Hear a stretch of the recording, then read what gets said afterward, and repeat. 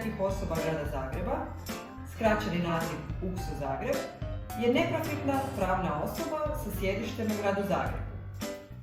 Osnovana 22.11.2006. godine radi ostvarivanja zaštite i promicanja interesa gluhoslijepih osoba te ukazivanja na specifične probleme s kojima se ova kategorija osoba s invaliditetom susreće, a isti ih sputavaju ili priječe u njihovim integrativnim nastojanjima.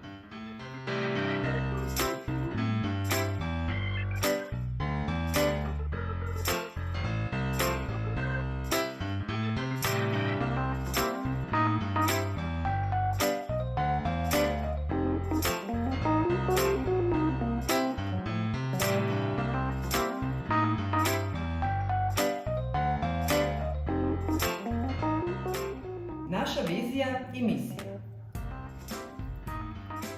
Vizija i misija djelovanja udruge je stvaranje civilnog društva temeljenog na jednakosti te jačanju građanske svijesti i angažmana u inkluziji ranjivih skupina i jednakom postupanju prema tim skupinama kroz prevenciju diskriminacije na temelju invaliditeta. Poticanje razvoja socijalne pravde osigurava da svaka gluhoslijepa osoba ima jednake mogućnosti i prava u razvoju svojih potencijala kao i svaki drugi član društva.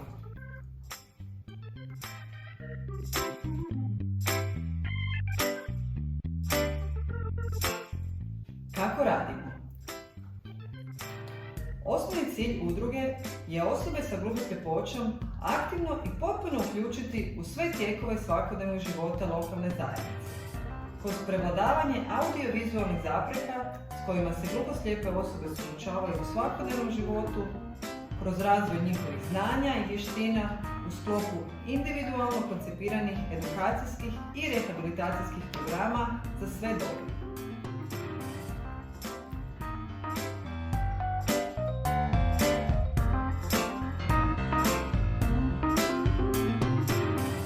Svrha djelovanja udruge.